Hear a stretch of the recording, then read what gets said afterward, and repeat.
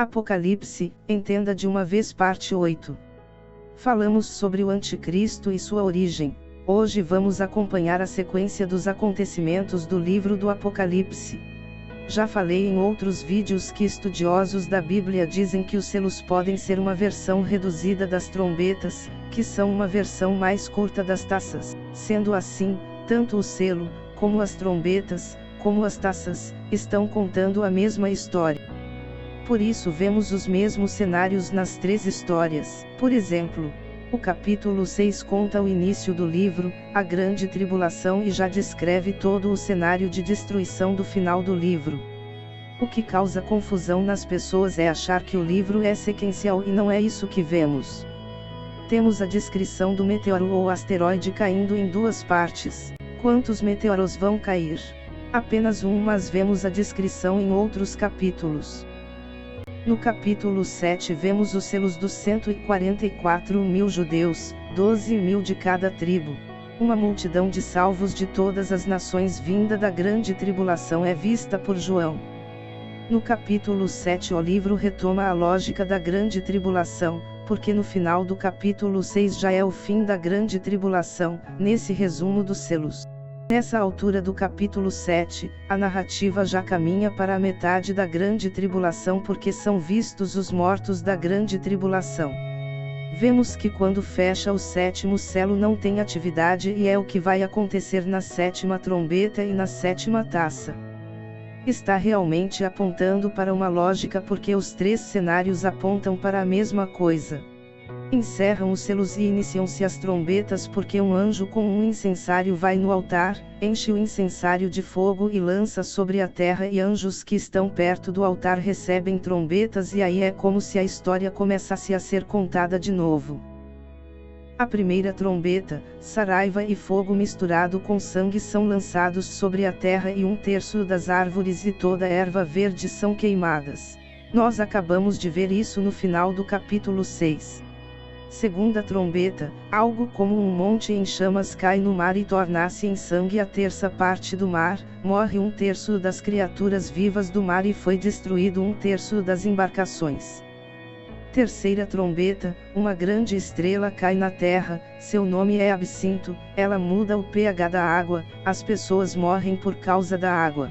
O mesmo cenário. A quarta trombeta, ferida a terça parte do sol, da lua e das estrelas. Isto está acontecendo de novo, ou é o mesmo cenário do final do capítulo 6? Deus quer que prestemos atenção, por isso conta a história 3 vezes, adicionando detalhes a ela. A sequência produz consequências óbvias. Se cair um meteoro na Terra, em seguida o Sol vai desaparecer, não que vai sumir definitivamente, mas vai subir uma enorme nuvem de poeira, tão espessa que a luz do Sol não vai conseguir passar. Tanto a luz do Sol como a da Lua passam a ser afetadas por causa disto. É uma consequência natural. Quinta trombeta, uma estrela cai na terra e abre o poço do abismo, liberando gafanhotos para atormentar os homens por 5 meses. Liderados por Abaddon, ou Apolion em grego, que quer dizer destruidor, é um principado que vai ser liberado do abismo e que vem para cumprir propósitos na grande tribulação. Na sexta trombeta, são libertados os 4 anjos presos junto ao rio Eufrates para matarem a terça parte dos homens. 200 milhões de cavaleiros são liberados para aquela hora. Aqui tem 2 interpretações. A primeira, aqueles que acreditam que esses cavaleiros são só soldados mesmo do Armagedon. Todos os que se tornarem aliados das nações islâmicas serão soldados deles. Não é difícil reunir esse número de soldados. A segunda tese é que esses cavaleiros são demônios, são espíritos malignos, porque abre o abismo, sai Apolion, aqueles 4 anjos são libertados e atrás deles vêm esses espíritos que estão em prisões, porque a Bíblia fala de espíritos em prisões que seriam libertados para aquela hora. O rio Eufrates nasce na Turquia, corta toda a Síria, todo o Iraque e deságua no Irã. Essas 4 nações são 100% islâmicas. Todo o cenário das profecias está acontecendo nesse território. O rio Eufrates é o território mais vigiado do Oriente Médio. Capítulo 10, um anjo gigante aparece sobre o mar e a terra e dá a João um livrinho para comer. O livro era doce ao paladar e amargo ao ventre. Acreditasse que esse livro é o Evangelho eterno, a palavra de Deus, que na verdade todo esse julgamento que vemos em Apocalipse está acontecendo pela palavra de Deus, é o cumprimento da palavra, é Deus mostrando a fidelidade da sua palavra, fazendo cumprir a sua palavra. Capítulo 11, João recebe uma cana para medir o templo. Vemos que nessa altura está chegando de novo no meio da grande tribulação. É o mesmo cenário do capítulo 6, dos selos, porque nesse período o templo já está construído. Portanto já é a metade da grande tribulação, quando o sacrifício é cortado. Ele recebe uma cana para medir o templo, o altar e os que nele adoram. Duas testemunhas aparecem durante a segunda parte da tribulação. Quem seriam essas testemunhas? Tem quem acredite que sejam Elias e Enoque, tem quem acredita que serão Elias e Moisés e tem quem acredita que serão duas pessoas levantadas por Deus naquela época com autoridades semelhantes a desses personagens.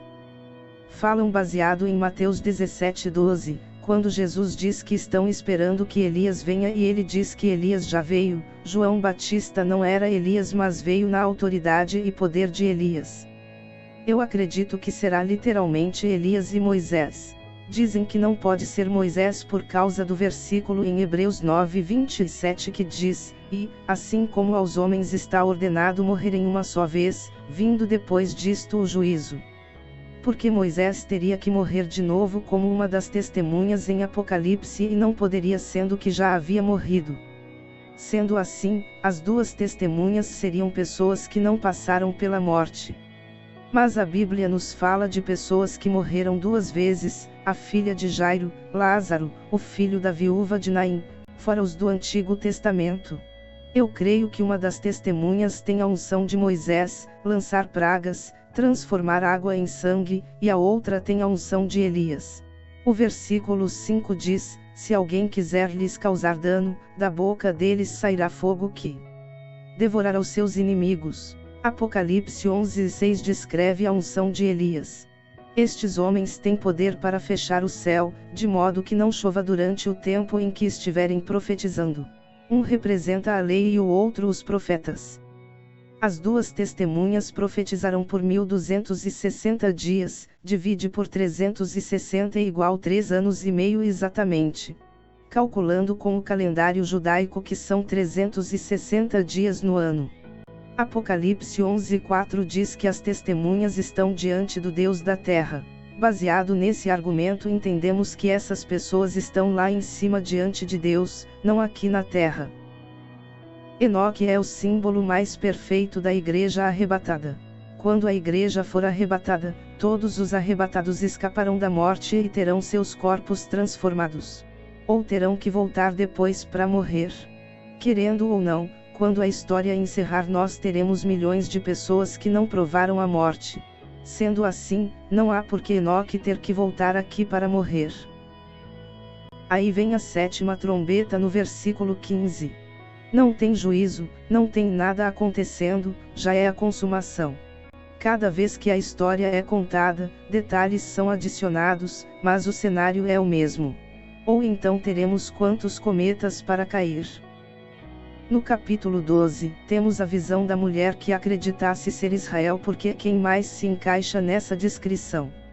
Ela está vestida do sol, que é o símbolo do Senhor Deus, tendo a lua sob seus pés, a lua é símbolo de Israel, e uma coroa de 12 estrelas na cabeça, por causa das 12 tribos. Está grávida e com dores porque é Israel quem gera o Messias. Por isso que em Mateus 24:8, onde é descrito o final da história da igreja, diz que é princípio de dores. Que dores? Dores de que? Dores de quem? São dores de parto, de Israel. A igreja não está grávida porque o Messias já veio, já o conhecemos, já morreu na cruz, já fomos salvos por ele e estamos esperando a volta agora. O Messias veio e Israel não reconheceu, ainda estão esperando. A igreja pega o princípio das dores. Hoje estamos no princípio de dores, onde Israel já está sentindo as dores e nós estamos acompanhando, mas quando chegar a hora de dar à luz nós seremos tirados e aí a nação de Israel vai dar à luz sozinha. O parto vai levar 7 anos e o dragão é Satanás. A mulher dá à luz a um varão, que é o Messias e é perseguida por isso. João vê a batalha de Satanás e Miguel na eternidade, depois da queda de Satanás. Neste capítulo, temos o resumo inteiro da história em poucos versículos a partir da queda de Lúcifer.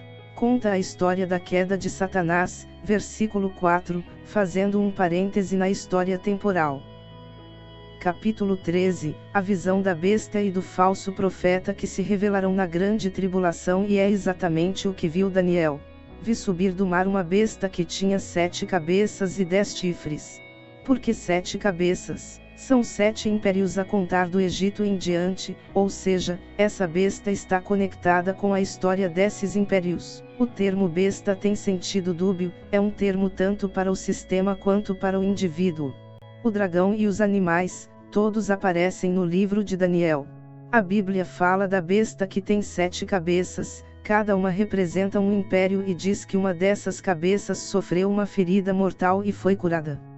Então um desses 7 impérios parece que foi extinto e de repente ele ressurge do nada, que é a Babilônia. Daniel 4. Como sabemos disso? Porque Daniel diz no capítulo 17 a Babilônia surge corrompendo tudo e todos. Existe a profecia do Messias islâmico, denominado Al-Mahdi, casa perfeitamente com a descrição do anticristo. Tanto os xiitas como os sunitas querem que ele se levante dentro da sua vertente. O Irã é todo xiita, o Iraque é 90% sunita, com 10% de xiita. As profecias anunciam o surgimento do Mahdi em 2 cidades do Iraque, Samarra ou Karbala, em uma tem a maioria das mesquitas xiitas e a outra sunitas. Então os sunitas explodem a mesquita dos xiitas e vice-versa, porque um não quer que a profecia se cumpra na vertente do outro.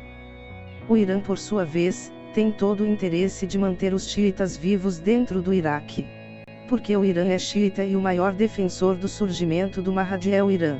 A profecia diz que ele virá, governará por 7 anos, trará um tempo de paz e prosperidade sobre a terra, vai destruir os inimigos do Islã, vai converter todo mundo ao Islã e será um tempo de prosperidade nunca visto antes. Não parece a descrição do anticristo? Capítulo 15, anuncia os 7 últimos anjos com as 7 pragas. As últimas pragas da ira de Deus. Os que venceram a besta e seu sistema são vistos no céu. Este vídeo continua. Compartilhe esta palavra. Inscreva-se no canal.